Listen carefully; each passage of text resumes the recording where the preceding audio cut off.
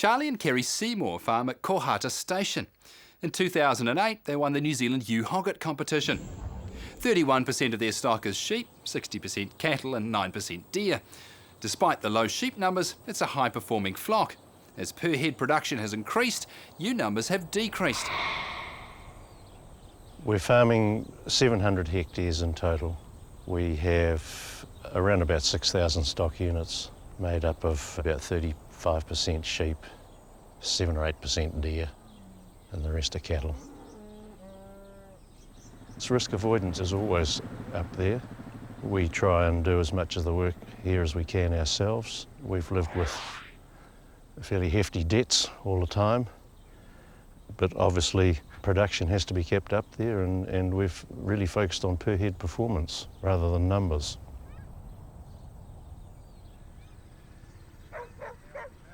When we bought the 160 hectares, we borrowed most of the money to do that, and I wanted to get the debt paid off as soon as.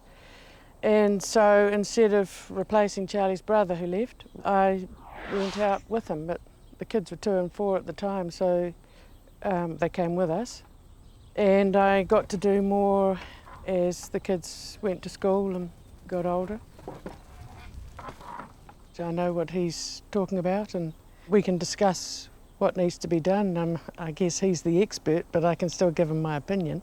You know, we've got the same goals, and so we're working together. We have a large number of breeding cows for the size of the property, just on 300 this year. We fatten 70 odd as bulls, and the steers we're moving to selling them as weaners. The idea behind the big number of breeding cows is that when we do have a wet summer here, we grow a lot of grass, and they're a good way of controlling that grass and keeping it in good condition for the sheep. The dropping of sheep numbers really followed on from higher lambing percentages and having to find feed for the extra mouths you're creating.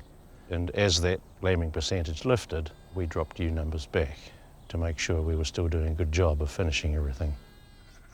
That is a philosophy we have, of allowing animals to reach their potential, really. 11 years ago, we had a very severe outbreak of facial eczema and lost about 300 ewes, which was, I don't know, 12 or 15% of the ewe flock. And out of 35 rams, we had 8 survivors. We had to make a move. And we went and looked at various eczema-tolerant coopworths in the upper part of the North Island, and decided in the end to go to David Houter's at Whangarei. Now, the thinking behind that was that any problems we have here with fungal toxins, etc., they've got it worse. And we figured that was where we should go to look for future genetics. This year would be the first year out of the last 3 that we haven't had quite a considerable challenge.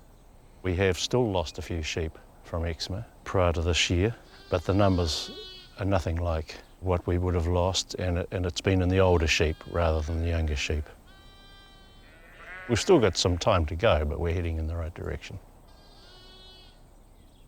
These are Scandin lamb hoggets. We separate out singles and twins, and dries obviously. We keep 500, mate 650, sell off anything we don't need, so we're lambing every hogget we keep is potentially to rear a lamb. We've been mating hoggets for probably 10, 12 years. It's grown from something which was done as a bit of a trial to, with increases in lambing from them, we now consider them part of the breeding flock. And we have dropped ewes to enable us to lamb hoggets. Initially, when we mated hoggets, the lambs off them were just considered to be a bonus. Now we're at the level we are with them. We've got 300 hoggets with twins scanned, a couple of hundred with singles. The feeding of them becomes very important, and they have to be treated very, very well if the cycle's going to continue. We breed for fertility, so when you end up with a lot of triplet ewes, you have to find a way of dealing with it. And They're your best sheep, the biggest and healthiest. Really, they're magnificent sheep unless you're a shearer. Triplets are separated off after scanning. They are fed differently, obviously on better levels of feed, and they stay that way. They're spread out to lamb at about 6.5 to the hectare. They really get a pretty good run, and if the grass needs further stock, we usually put some cattle in with them to control it.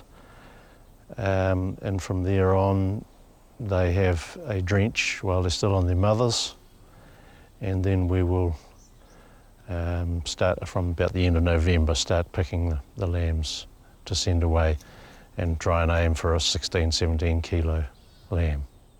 We aim to get as many away off the mothers as possible, and that includes picking lambs from the Hoggets in early January. The reason being we quite often summer dry, and it's a hedge against drought, and also it allows us to feed the ewes again as much as we can in the Hoggets.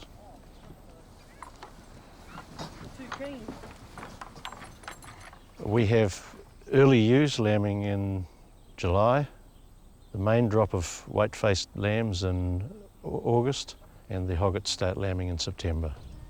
And we spread it to minimise the risk of a severe storm landing on us at a critical time. I think we're getting close to it with the sheep. We have room to improve with the cattle, but I think with the sheep we're getting close to it. Been saying that for a number of years and still going up, but I think there does become a point where you can't go much further.